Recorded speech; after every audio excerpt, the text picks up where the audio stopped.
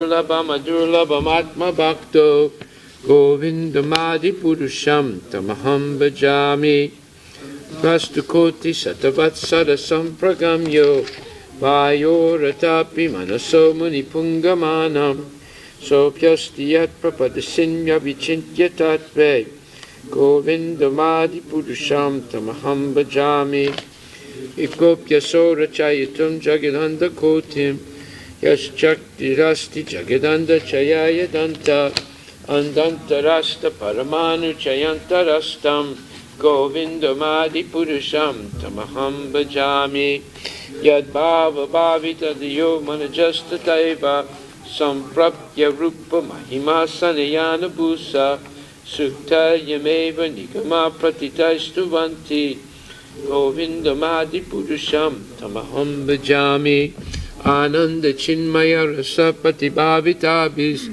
Tabirya Eva Nijarupataya Kalabi Goloka Eva Nivasatya Kilatma Bhuto Govindamadi Purusham Tamaham Bhajami Premanjana Churita Bhakti Vilochanena Santaksadeva Hidayesu Vilakayonti Yam Shama Sundarim Achintya Gunaswarupam Govindamadi Purusham Tamaham Bhajami Ramadi Murti Sukalani Amena Tistan Nanavatara Makarod Bhuvanesa Kintu Krishna Swayam Samabhavat Paramam Pumamyo Govindamadi Purusham Tamaham Bhajami Yasya Prabhavato Jagananda Kotim Kotisvasesu Vasudadi Vibhuti Brinam Tad Brahman Iskalam Anantam Ashesha Bhutam Govindamadi Purusham Tamaham Bhajami Maya Hiyasya Jagadanda Satani Sute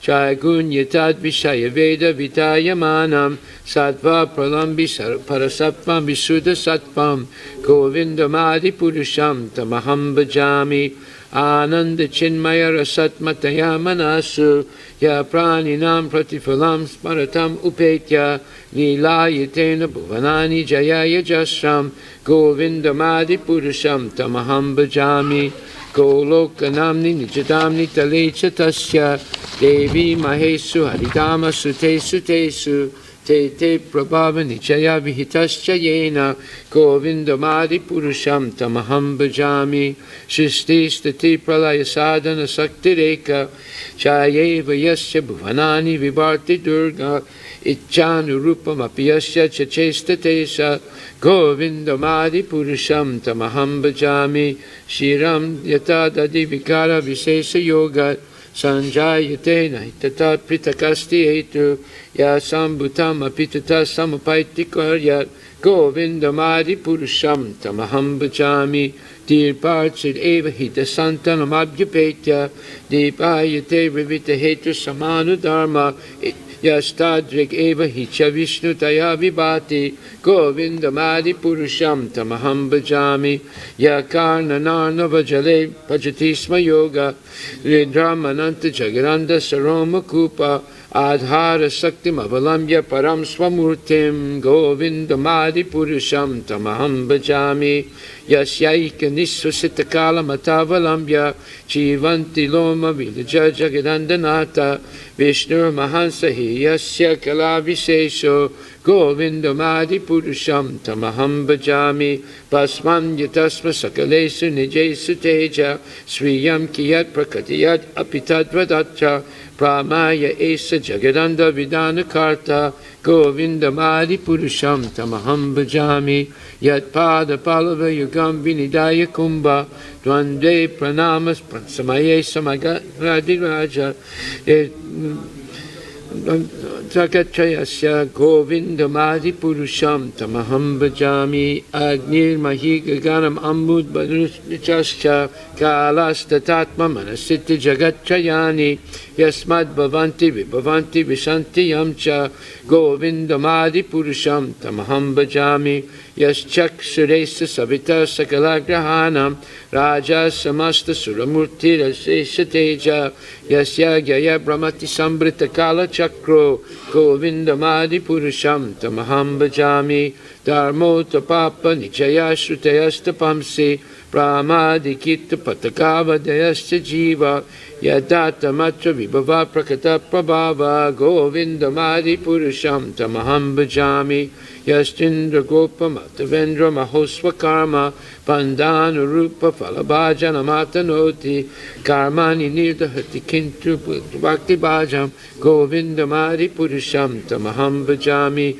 Yam Krodha Kama Saja Pranayadi Bitti Vatsalya Moha Guru Gaurava Sevya Bhavai Sanchintya Tasya Sadvisim Tanamapurete Govinda Madi Purusham Tamaham Bhajami Shriya Kanta Kanta Parama Purusha Kalpataravo Truma Bhumish Chintamani Ganamahi Toyam Amritam Kata Ganam Natyam Gamanam Apivam Sipriya Saki Chidadam Tam Jyoti Param Apitad Aswadyam Apicha Sayatra Shiradi Bihi Shabati Surabhibhyascha Sumahan Nime Sardakyo Vavajati Nahi Yatra Pisamaya Bhaje Svitadritam Tamaham Iha Golakam Itiyam Vedantas Te Santakshiti Viralachara Katipaye Ishwara Parama Krishna Satchitananda Vigraha Anadir Adir Govinda Sarvakarana Karanam Shri Chaitanya Sri Brahma Samhita Ki Jai. Okay, so now we're beginning again the Nectar of Devotion, Shri Upadekshamrita. We finished text number 1. Today we're going to begin in text 2. Okay. Text number 1. Vacha Vegam, Manasakroda Vegam, Jiva Vegam, Udara Pasta Vegam, Etam Vegam, Yo Vishaheta Dirak, Sarvam Apimam Pritibim Sasisyat. And that mantra says, a sober person who can tolerate the urge to speak, the mind's demands, the actions of anger, and the urges of the tongue, belly, and genitals, is qualified to make disciples all over the world. So text 2. Atyaharas prayasascha prajalpo niyamagraha janasangas chalolamcha sadbir bhaktir vinasyate. So let's repeat that. Atyahara prayasascha priyamagraha janasangas chalolamcha sadbir bhaktir vinasyati. Atyahara, overeating or too much collecting. Prayasa, over-endeavoring. Cha, and prajalpa, idle talk. Niyama, rules and regulations. Agraha, too much attachment to, or agraha, too much neglect of. Janasanga, association with worldly-minded persons. Cha, and lolam, ardent longing or greed. Cha, and sadbi, by these 6. Bhakti, devotional service. Vinashyati, is destroyed. One's devotional service is spoiled when he becomes too entangled in the following 6 activities. 1. Eating more than necessary or collecting more funds than required. 2. Over-endeavoring for mundane things that are very difficult to obtain. 3. Talking unnecessarily about mundane subject matters. 4.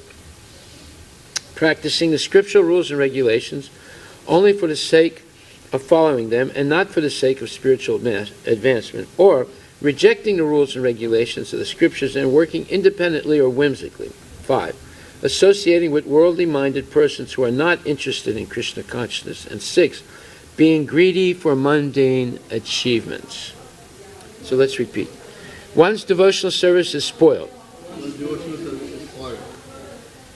when he becomes too entangled in the following 6 activities. Eating more than necessary, or collecting more funds than required. 2. Over-endeavoring for mundane things that are very difficult to obtain. 3. Talking unnecessarily about mundane subject matters. 4. Practicing the scriptural rules and regulations only for the sake of following them, and not for the sake of spiritual advancement. Or rejecting the rules and regulations of the scriptures and working independently or whimsically. 5. Associating with worldly-minded persons who are not interested in Krishna consciousness. And 6. Being greedy for mundane achievements. Purport by His Divine Grace, A.C. Bhaktivedanta Swami Prabhupada.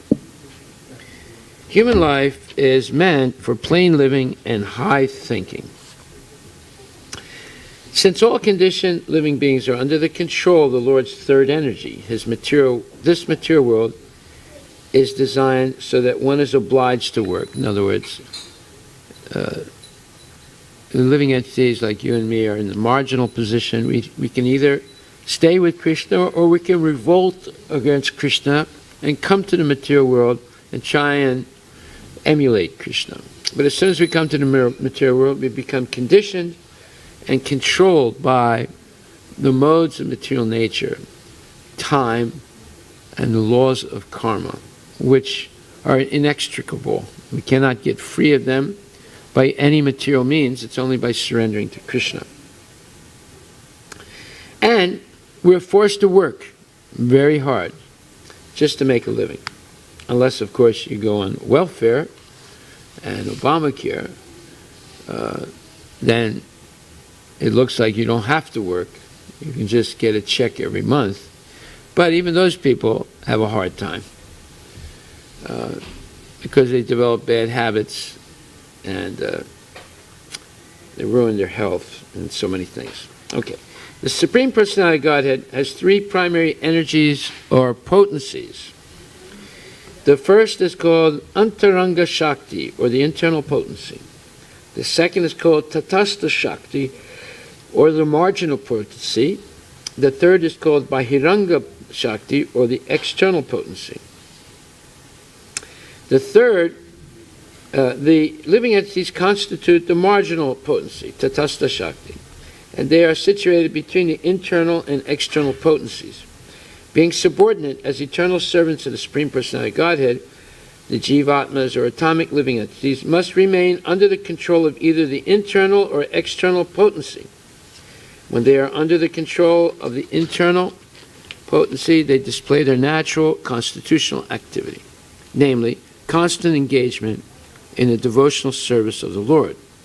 So this is the natural position of a living entity, is to serve Krishna. The natural position of any living entity is to serve the superior. So we see some people serve their members. Other people serve, or the same people at the same time serve the owner of a business that they work for, or the team leaders that they have. And then other people serve their country, or the same person also serves his country. And then people serve their own lust, anger, and greed. That's the worst. But if we choose to serve Krishna, then we come into our natural position, because Krishna is the ultimate superior person. So serving the superior is natural for the living entity. And the most natural thing is to serve Krishna. Then we achieve our eternal constitutional position. We are all originally and eternally the servants of Krishna.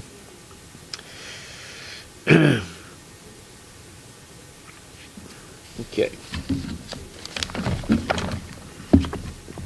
Just 1 second, I'm just going to look for something.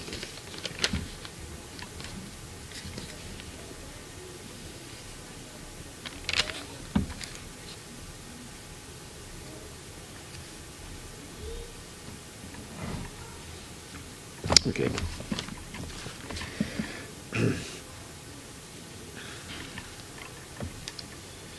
The natural constitutional activity of the living entity is constant engagement in devotional service to the Lord. This is stated in Bhagavad Gita 9:13. Mahatmanas tumam partha daivim pakritim asrita bhajanti ananya manaso gyatva bhutadim avyayam. O son of Prita, those who are not deluded, the great souls, are under the protection of the divine nature. They are fully engaged in devotional service because they know me as the Supreme Personality of Godhead, original and inexhaustible. So this is 9th chapter, 13th verse. This proves that because Krishna makes the statement that the original constitutional position of every living entity is to serve the Supreme Lord through devotional service, through service with devotion and love for the Lord. And when one does that, they are protected by the divine nature of the Lord. So what is that divine nature? Krishna explains that, and let's just look at the Bhagavad Gita first. 9:13.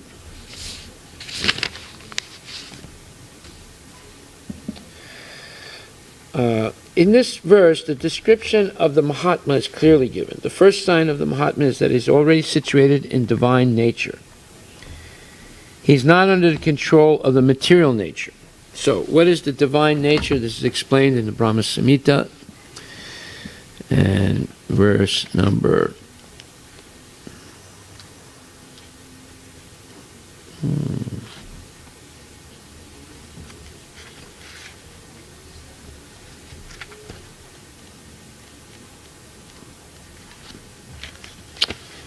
'Divine nature'.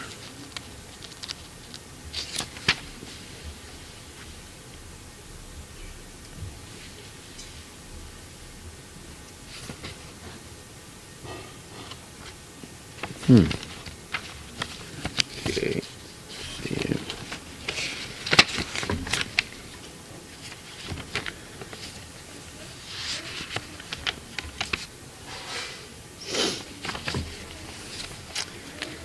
Okay, that verse.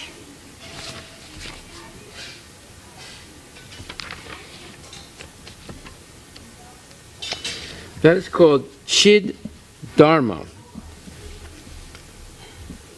It's called transcendental or divine nature, and it's distinguished from the material nature. What is that divine nature? That means that one is always under the protection of the Lord because of pure, unalloyed devotional service. And the description of that is that there's no more material hankering and no more lamentation. And another aspect of it is there are no karmic reactions. One is free of all karma. And another aspect of it is that Amtom Sarvapapya, Yomoksi Syami Ma Sucha, there's no anxiety or fear. So that is the divine nature of the Lord. And here it's called Daivim Prakritim, or Chid Dharma. He is not under the control of material nature. In other words, material nature, being under the control of material nature means one is conditioned by time, laws of material of karma, and sinful reactions. Three modes of material nature. So those that one is free of those things when one is protected by the divine nature. And how is this affected? That is explained in the 7th chapter. One who surrenders unto the Supreme Personality of Godhead, Sri Krishna, at once becomes free from the control of material nature. 7:14. That is the qualification. One can become free from the control of material nature as soon as he surrenders his soul to the Supreme Personality of Godhead. That is the preliminary formula. Being marginal potency, as soon as the living entity is freed from the control of material nature, he is put under the guidance of the spiritual nature. The guidance of the spiritual nature is called Daivi Prakriti, divine nature. So when one is promoted in that way, By surrendering to the Supreme Personality of Godhead, one attains to the stage of a great soul, Mahatma. The Mahatma does not divert his attention to anything outside Krishna, because he knows perfectly well that Krishna is the original Supreme Person, the cause of all causes. There is no doubt about it. Such a Mahatma or soul develops through association with other Mahatmas or pure souls. Pure devotees are not even attracted by Krishna's other features, such as the four-armed Mahavishnu. They are simply attracted by the two-armed form of Krishna. They are not attracted to other features of Krishna, nor are they concerned with any form of a demigod or of a human being. They meditate only upon Krishna and Krishna consciousness. They are always engaged in the unswerving service of the Lord in Krishna consciousness. So, this is a very nice description of the Mahatma and the divine nature. The word Mahatma refers to those who are broad-minded, not cripple-minded. Cripple-minded persons, always engaged in satisfying their senses, sometimes expand their activities in order to do good for others through some ism, like nationalism, humanitarianism, or altruism. They may reject personal sense gratification for the sense gratification of others, like the members of their family, community, or society, either national or international. Actually, all this is extended sense gratification from personal to communal to social. This may all be very good from the material point of view, but such activities have no spiritual value. The basis of such activity is sense gratification, either personal or extended. Only when a person gratifies the senses of the Supreme Lord can he be called a Mahatma, or broad-minded person. In the above quoted verse from the Bhagavad Gita, the words Daivim Pakritim refer to the control of the internal potency, or pleasure potency of the Supreme Personality of Godhead. That's why we say there's no anxiety, but there's actually Susukam Kartam Avyayam, ever-expanding happiness, Anandamaya Vyasat, because that's the nature of the soul when it's positioned in its constitutional position, role as the eternal servant of the Lord. And what is experienced in the material world is constant misery in one form or another. So, anyone in their right mind would want to be situated under the protection of the Daivim Pakritim, the divine nature of the Lord, and therefore be free of this constant harassment by time, karma, and the influence of the modes of material nature, goodness, passion, and ignorance. When the individual jiva souls are under the control of the internal energy, their only engagement is the satisfaction of Krishna or Vishnu. This is a position of a Mahatma. If one is not a Mahatma, he is a Duratma, or a cripple-minded person.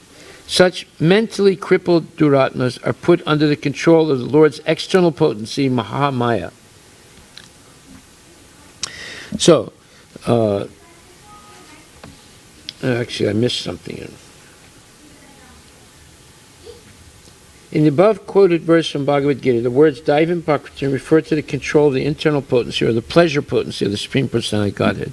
This pleasure potency is manifested as Srimati Radharani, or her expansion Lakshmi, the goddess of fortune.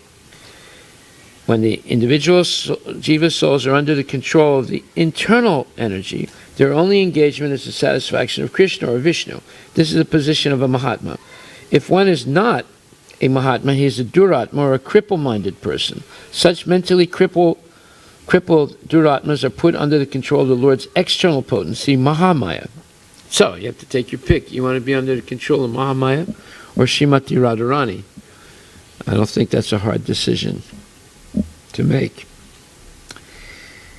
Srimati Radharani, as we see here, is extremely beautiful and very merciful to the devotees. She always confers devotion and protects the devotees so they stay in the position of the Krishna. Indeed, all living entities within this material world are under the control of Mahamaya, whose business is to subject them to the influence of the threefold miseries. Adidaivika klesha, sufferings caused by the demigods such as droughts, earthquakes, and storms. Adibhotika klesha, sufferings caused by other living entities like insects or enemies. And adhyatmika klesha, sufferings caused by one's own body and mind, such as mental and physical infirmities. Daiva bhutatma hetavaha, the conditioned souls, subjected to these three miseries by the control of the external energy, suffer various difficulties. Okay, so one is conditioned by the modes of material nature, time, and karmic reactions. And these karmic reactions are in the form of adidaivika, adibhotika, and adhyatmika. Okay. The main problem confronting the conditioned souls is the repetition of birth, old age, disease, and death. In the material world, one has to work for the maintenance of the body and soul. But how can one perform such work in a way that is favorable for the execution of Krishna consciousness? This is a fundamental question. Everyone requires possessions such as food, grains, clothing, money, and other things necessary for the maintenance of the body, but one should not collect more than necessary for his actual basic needs. If this natural principle is followed, there will be no difficulty in maintaining the body. According to nature's arrangement, living entities lower on the evolutionary scale do not eat or collect more than necessary. Consequently, in the animal kingdom, there is generally no problem or scarcity of necessities. If a bag of rice is placed in a public place, birds will come to eat a few grains and go away. A human being, however, will take away the whole bag. He will eat all his stomach can hold and then try to keep the rest in storage. According to scriptures, this collecting of more than necessary, atyahara, is prohibited. Now the entire world is suffering because of it. Yes, so when you hear, so-and-so has $50 billion in the bank, and so-and-so has $0 in the bank, and is living check to check. So there's a wide difference, gulf of difference. And when one collects more than they need, it's actually sinful. So what happens if you collect more than you need? You should distribute it for spreading Krishna consciousness. Then there's no sins incurred. But if one just collects, and sits on it, then they get karmic reactions for over, and what is the karmic reaction? No time for Krishna consciousness. See, so this atyahara prayasascha. So atyahara is overeating or too much collecting, and prayasa is over endeavoring for mundane achievements. So these two things equal no time for Krishna consciousness, or very little time for Krishna consciousness, very little time for hearing and chanting. Collecting and eating more than necessary also causes prayasa, or unnecessary endeavor, by God's arrangement. Anyone in any part of the world can live very peacefully if he has some land and a milk cow. There is no need for man to move from one place to another to earn a livelihood, for one can produce food grains locally and get milk from cows. That can solve all economic problems, and we're seeing that now. We have nice milk now, and vegetables. We'll have the grains next year. That's all you need. Just a little bit of land, a cow, grains, and milk. That solves the economic problem. That's how people live for thousands of years, producing their own food and living peacefully without committing sinful reactions. Or as Bhaktivinoda Thakur says, Krishnera sansara kara chadi anachar. You can do your natural work, but give up all bad habits. For don'ts: meat eating, gambling, sex, intoxication. And engage in hearing Bhagavad Gita, chanting Hare Krishna, minimum 16 rounds a day, accepting only Mahaprasadam, and doing service in the temple. Collecting and eating more than necessary also causes prayasa, or unnecessary endeavor. Arrangement: anyone in any part of the world can live very peacefully if he has some land and a milk cow. There is no need for man to move from one place to another to earn a livelihood, for one can produce food grains locally and get milk from cows.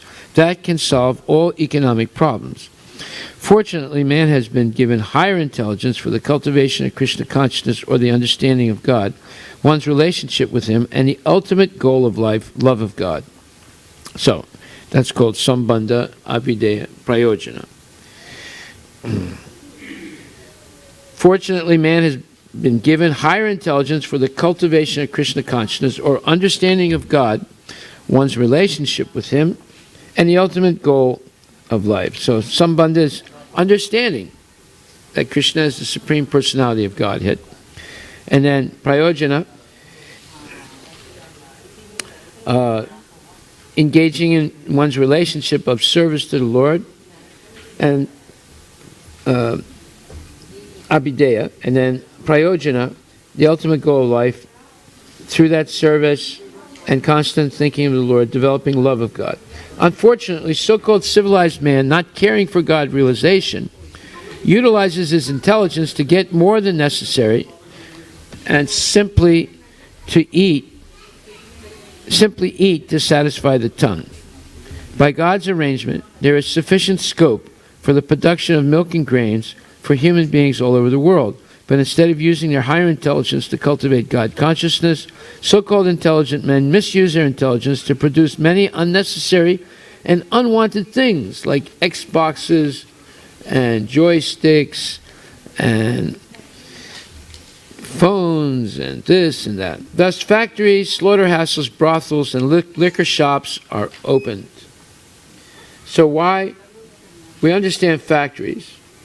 We understand liquor shops. Why brothels? I mean, we understand slaughterhouses, but why brothels and liquor shops?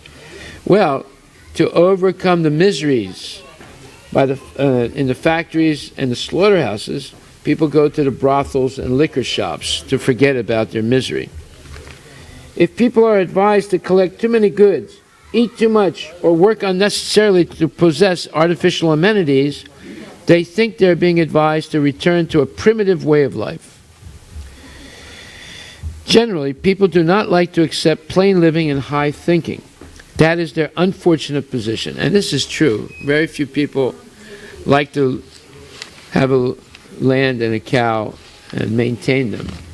They rather go to Safeway and just buy things and earn the money to do that. But by doing that, you have very little time for Krishna consciousness. Okay, now ladies and gentlemen, you have to stay quiet you have to remain quiet in the temple. This is a holy place. It's not meant for talking. Human life is meant for God realization, and the human being is given higher intelligence for this purpose. Those who believe that this higher intelligence... Okay, is that a newborn baby? Yeah. Okay, 1 second. Go call Pujari to give the blessing to the baby, okay? Those who believe that this higher intelligence is meant to attain a higher state should follow the instructions of the Vedic literatures. By taking such instructions from higher authorities, one can actually become situated in perfect knowledge and give real meaning to life. Yeah, the real meaning of life is to become liberated from the cycle of birth and death, to no longer be oppressed by adhyatmika, adhibodhika, adhidaivika miseries, no longer be subject to the laws of karma, time, and the three modes of material nature.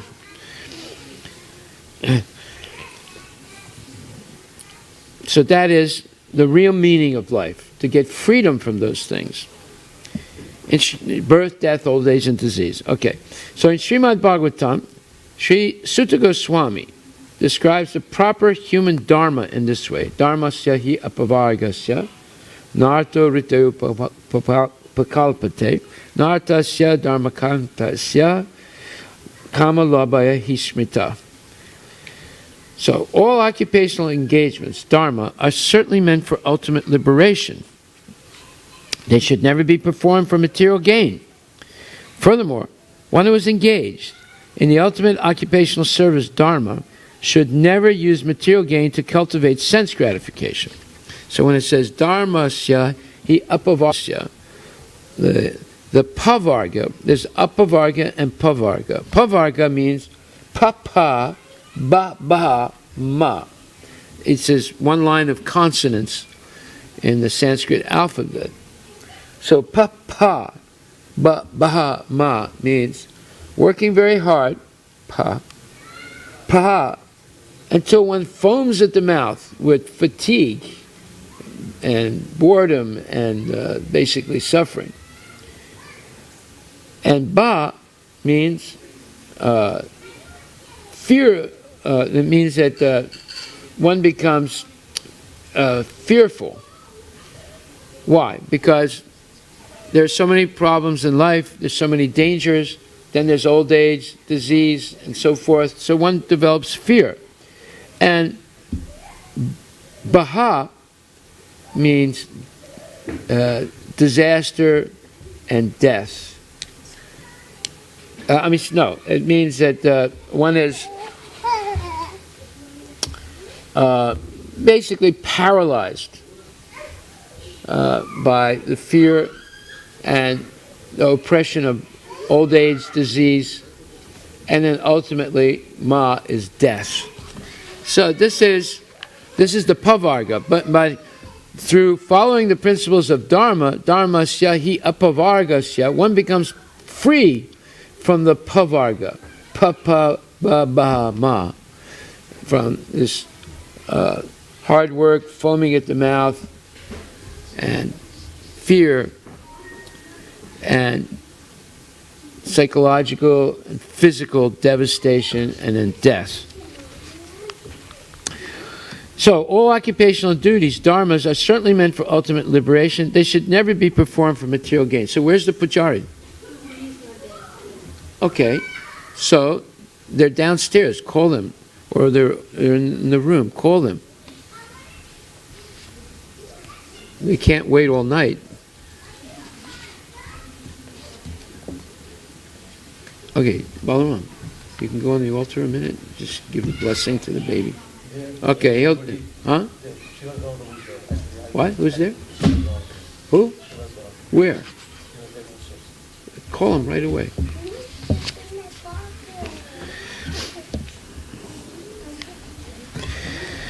So, all occupational engagement. Okay, he's here. Okay. Give a blessing to this baby. All occupational engagements, dharma, are certainly meant for ultimate liberation. They should never be performed for material gain.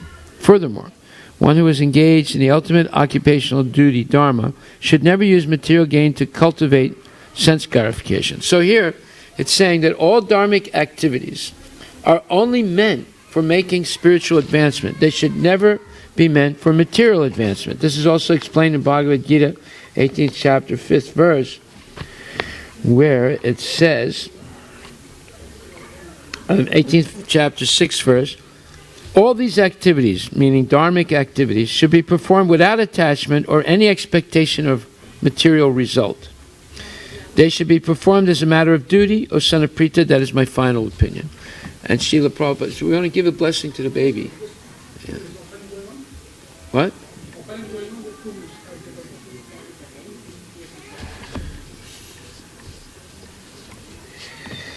Although all sacrifices are purifying, one should not expect any result by such performances.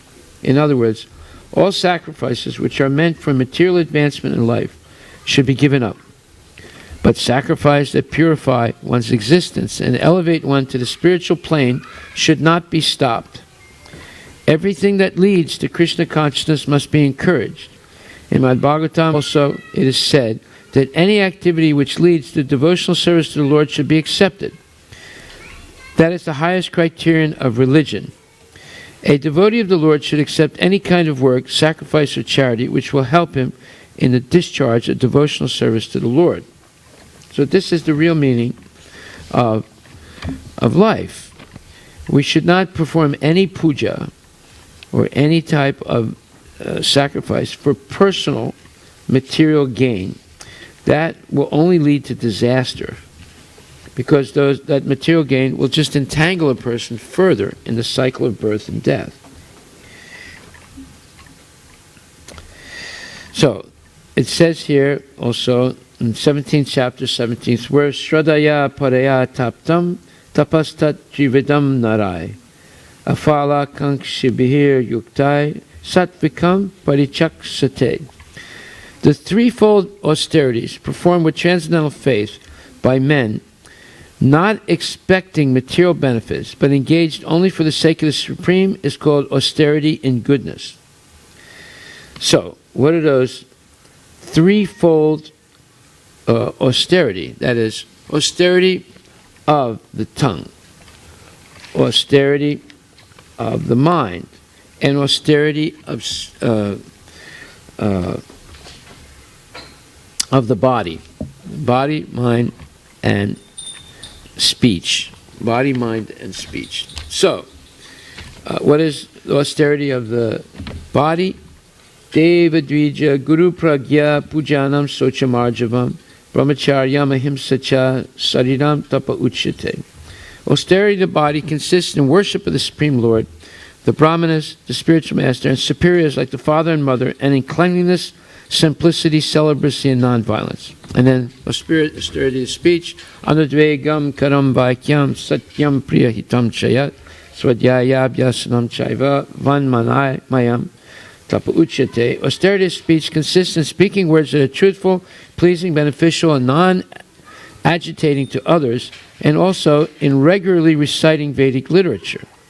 And then austerity of the mind, Manak Prasada Somyatvam Monam Atma Vinigraha Bhavasam Sudhir Itetat Tapo Manasam Uchyate. Okay, you gotta either tell him it goes downstairs or close the door. So austerity of the mind is satisfaction, simplicity, gravity, self-control, and purification of one's existence are the austerities of the mind. So, chapter 17, verse 17 says that this threefold miseries, or three types of austerity, austerity of the body, the mind, and speech, should be performed with transcendental faith by persons not expecting material benefits, but engaged only for the sake of the Supreme. And this is called austerity and goodness. So the Satyanarayana Puja, which is specifically done incorrectly today for material benefit, should be given up. But one should worship Narayana to please the Lord only, not to ask anything in return. So the Brahmanas who perform Satyanarayana Puja for material gain are not really Brahmanas. They're misleaders. The only purpose of worshiping Lakshmi and Narayana is to please them, not to ask something in return. They know what you need, or Krishna knows what you need. What we need is from birth, death, old age, and disease. That's what occupational engagements. So please come forward with your baby.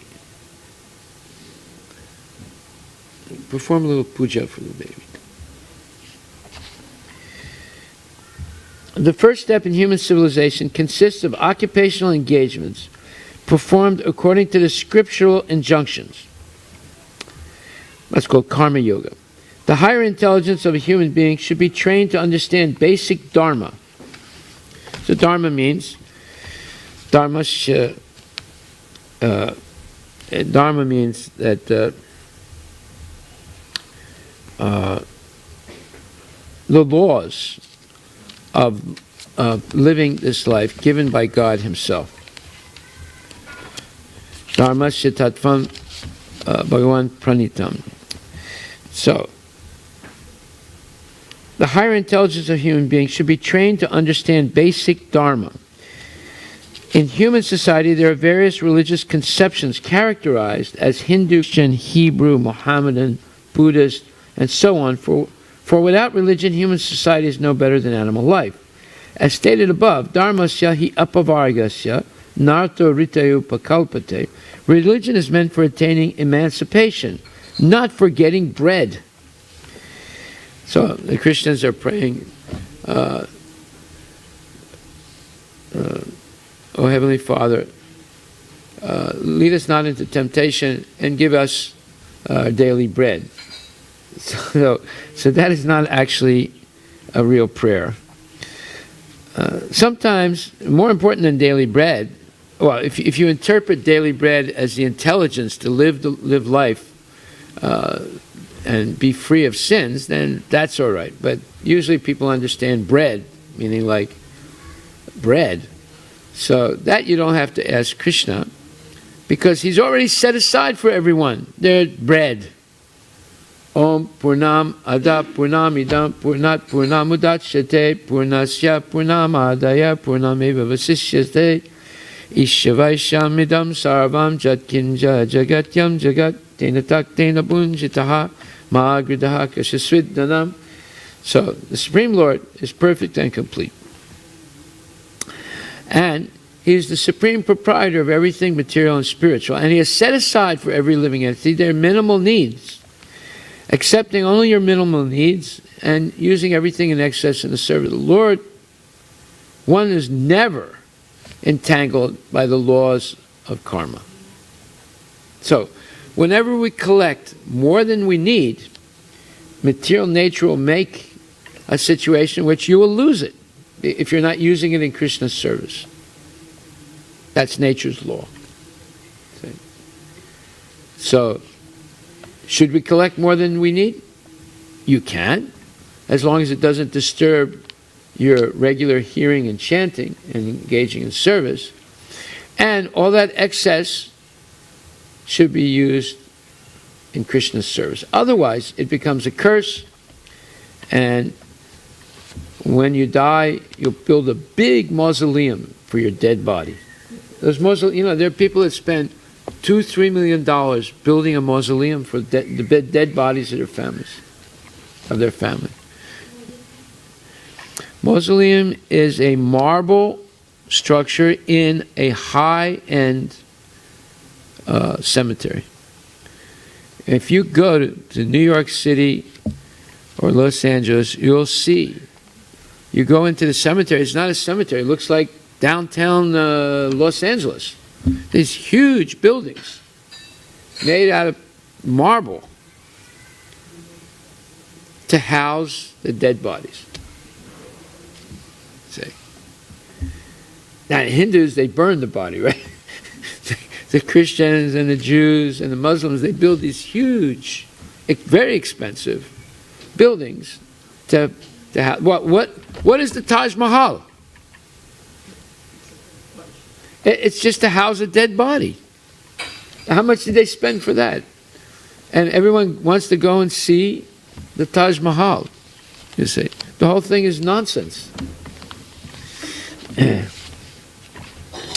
People think, oh, Taj Mahal is a great place. It's complete nonsense. It's just housing a dead body. It's the same thing they do all over the world because of bodily attachment. They build a huge edifice for their dead bodies. As stated above, dharma apavargasya narto rite upakalpate. Religion is meant for attaining emancipation, meaning liberation, not for getting bread. So all the pujas for getting bread, it's basically a waste of time, and it just causes more entanglement. That's all. It doesn't really help anyone. People think it's helping, but it's not really helping. Sometimes human society manufactures a system of so-called religion aimed at material advancement. Well, that's Ayur, Arogya, Aishwarya. The benediction you get When you go, even to Sri Rangam, they're giving us Ayur, Arogya, Aishwarya. Even in Sri Rangam, even in Tirupati, they're doing that. The Buddhists do it. The Christians do it. It's called prosperity theology. And the Jews also do it. And the Hindus do it. It's called the Asirbat business. Sometimes human society manufactures a system of so-called religion aimed at material advancement, but that is far from the purpose of true Dharma. Religion entails understanding the laws of God. That's Dharma.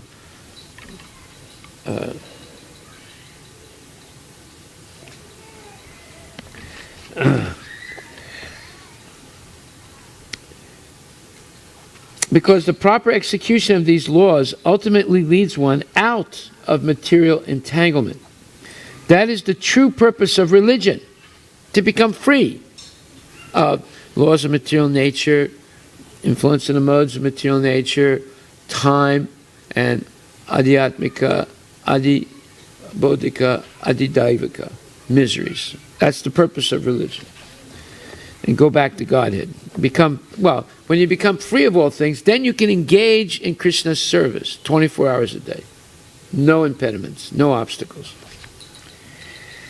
So, if Krishna takes away all your money, you should say, thank you, Krishna. Now I can depend on you. Before, when I had all this money, I didn't have any time to serve you. I was running around this business, that business, doing this thing, doing that thing. Now, I don't have any money, so therefore, I can think of Krishna 24 hours a day and ask for his protection.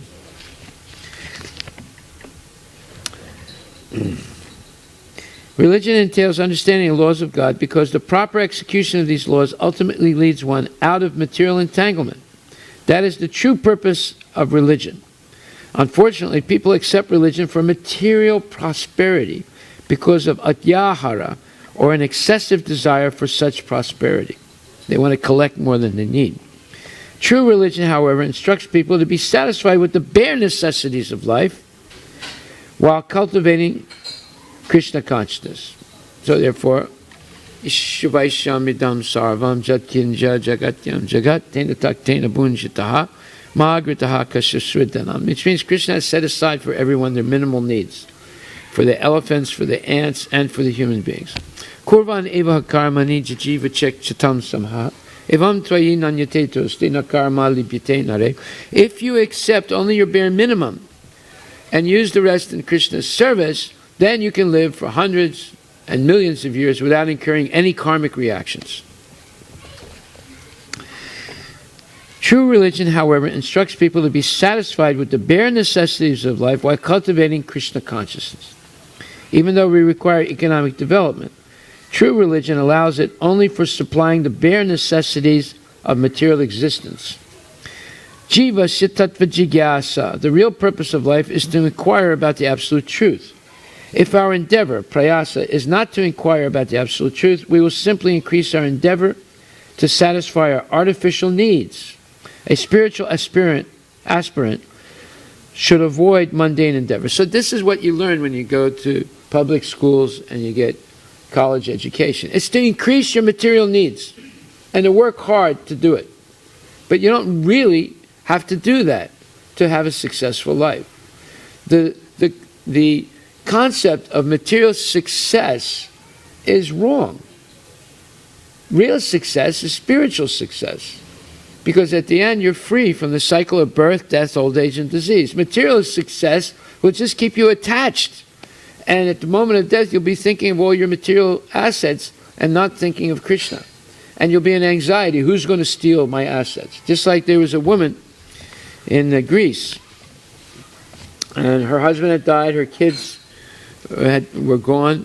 And she was very old. And she got very sick.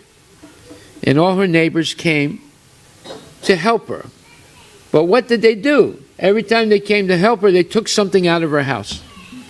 And pretty soon, there was nothing left except her bed and her bedpan. They stole everything. And then And she got more and more into anxiety, seeing that every day she'd open her eyes and see something else is missing. Refrigerator is not there. The heater is not there. The jewelry she had hidden in a box is not there. The money she had hidden somewhere, that's not there. The sofa is not there. The chair is not there. The television is not. Pretty soon there was nothing there except her bed and her bedpan. And that's when she died. The neighbors stole everything. And I had an uncle. He was Uncle George. He was a tailor, and he had a dry cleaning company, and he worked very hard. But he never trusted anybody. And he got very sick, and he was bedridden. And he had a friend of his, a Jewish doctor, and they used to play backgammon together, if you know what backgammon is. It's a game. And he would sit down for hours playing backgammon with the doctor, and then when he got sick, he asked the doctor, what do you suggest? So he said, well, come to the hospital, we'll do a full checkup on you. So he goes to the hospital, and he had some cancer. So he asked his friend, the doctor, what should I do? He said, well, you should get an operation, get the cancer cut out, and then after that, we'll do some radiation therapy and then chemotherapy, and you'll be all right. So he believed him. Right? He didn't say, like I say, go on a diet, take some natural herbs, give up meat eating, coffee, tea, white flour products, salt, or regular salt. No. He said chemo, radiation. You know what radiation? You know what happens when you get radiation? What happens when there's an atomic bomb? What kills the people? It's not only the bomb. More people die because of the radiation from the bomb. That's what kills. That's why an atomic bomb can kill hundreds and thousands of people. First from the bomb itself, but then from the radiation that lingers on for at least 100 years. At least 100 years before it breaks down. So it's extremely dangerous. Now they're recommending radiation therapy. What kind of therapy can you get with radiation? It's not going to heal anything. It's going to kill things. And eventually it kills you. So my uncle believed the doctor, and then after he got the operation and then went through the radiation and everything, he was completely bedridden and he was dying. At that time, his doctor friend kept coming to see him, and he confided in him that he didn't keep his money in the bank, he kept it under his bed. He never trusted anyone. Right? And he never told anyone. We all knew my uncle was wealthy, but we never asked him. We didn't really care, and he never told us. Well, what happened? The doctor gave him, because he was in pain from the radiation and everything, the doctor gave him sedatives, and the sedatives knocked him out, sleeping. And the doctor had the key to his house because my uncle trusted him. Right? He stole all his money. And then one day, my uncle called up my brother, and he said, come to my house immediately. And he said, what's the matter? And he said, I can't use the language that he used, but he used really filthy language to describe the doctor. He said, he stole everything I have. So I was to see him, and he explains what happened. He said, why didn't you tell us? He said, we would have put the money in the bank in a safe deposit box. And we have no desire to steal anything from you. You're our family. He said, I don't know. He said, I was playing backgammon with him, and he trusted him. I said, actually, he's killed me. He said, I'm dying right now because of him. And this is a true story. This is a true story. Just like the story of the Greek woman. That's also a true story. So that's the nature. That's what happens when you collect more than you need. You just attract thieves. It's just like there was an Indian family in this neighborhood, and everybody likes to be on Facebook. So there were pictures of this man's wife on Facebook with all her Diwali clothing on and all her gold jewelry, right? So little do the Indians know that thieves look at Facebook, especially at Diwali time, to see who has real gold jewelry in their house. And then they stake out the house. That means they park their car across the street from the house, and they watch for 1 week your habits, when you leave the house, when you come back. And then they know Diwali, they know that people go to, the Dandi Ras Garba, or they go to other people's houses for dinners and everything. So the thieves staked out her house. When she left the house all decked out in her nice clothing, they went into the house and stole all the gold jewelry, $180,000 worth of gold jewelry, right in this neighborhood. Right in this neighborhood, you see. And when the husband told me, I said, well, why didn't you put the jewelry in the safe deposit box in the bank? He said, I don't know. I didn't do that. See, like my uncle, they kept it underneath the bed. See, you don't realize how clever thieves are. And they're always trying to find those people who have more than what they need.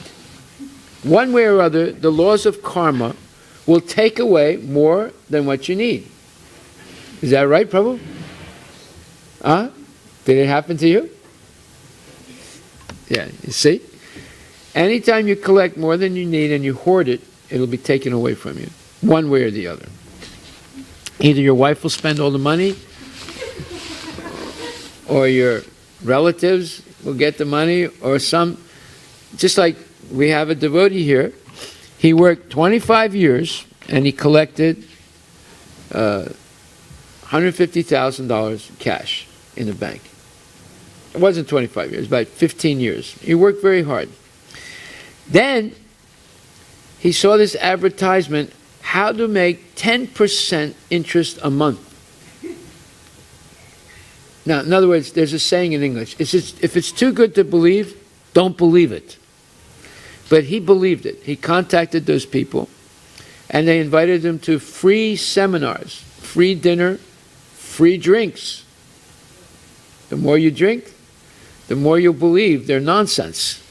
So he became convinced that if he invested his $100,000, in 1 year it would be turned into $1 million. You get 10% every month. Right? So he did that. And first month he got $10,000 interest, went right into his bank. Second month, he got $10,000 plus interest, went right into his bank. Third month, he got $10,000 interest plus, went into his bank. Fourth month didn't come. Fifth month didn't come. Sixth month didn't come. 1 year, the rest of the year, nothing came. So he kept asking, what's going on? They said, well, it's all George Bush's fault. He said, what do you mean it's all George Bush's fault? No, he instituted new foreign exchange rules. But our lawyers are working on the deal. Well, your interest is accruing. Don't worry about it. As soon as we overcome George Bush's foreign exchange rules, we'll send you all the money at one time. Now, does George Bush have anything to do with this? No, the whole thing was a lie. They were the whole scheme was investing in foreign exchange, right? In other words, buying foreign currencies, and then when the currency rate changes, the dollar goes down, foreign currencies go up.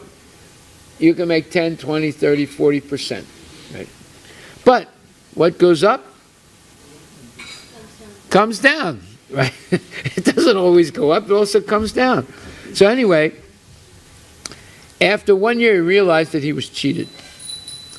But after the third month, Hare Krishna. Most praised. All glories to Srila Prabhupada ki jai, Shri Radha Nila Madhava ki jai. After the third month, he convinced his mother to put her entire retirement fund into that scheme also. $150,000. No, I think she had more than $150,000. After he got 3 payments, he convinced his mother. He said, "We're going to become millionaires, Mom. You'll never have to worry again. You'll have more money than you need." She already had the money, right? That was lost also. You see how people have no mercy at all. This guy is just a normal person. He worked hard to save, and his mother saved her whole life. Right? That was her retirement. Wiped out the retirement. Wiped out, and later on, his mother died of anxiety. It's a true story. Now, this story can be repeated hundreds and millions of times around the world. And it is repeated hundreds. Why? Because people collect more than they need, and they hoard it. Rather than using it for Krishna's service, which will give you eternal benefit, they keep it. And it comes back. You should always have an emergency fund, right? You should also always have enough money to live off, at least for 1 year, as an emergency fund. But besides that, anything extra than that, you should use it in Krishna's service, because it's just going to bite you in the butt, because that's actually against the laws of karma, to collect more than you have, when Krishna's already set aside for everyone their minimal needs. Okay. Yeah. Even though we require economic development, true religion allows it only for supplying the bare necessities of material existence. Jivasya tattva jigyasa. The real purpose of life is to inquire about the absolute truth. If our endeavor of prayasa, of over-endeavor, is not to inquire about the absolute truth, we will simply increase our endeavor to satisfy our artificial needs. A spiritual aspirant should avoid mundane endeavor. Okay, so we'll stop here. Are there any questions anyone would like to ask?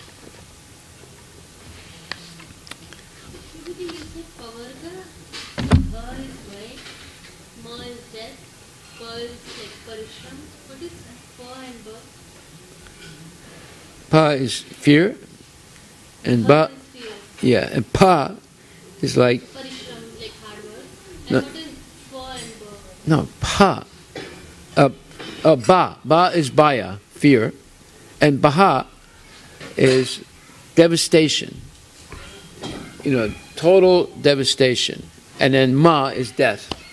And what is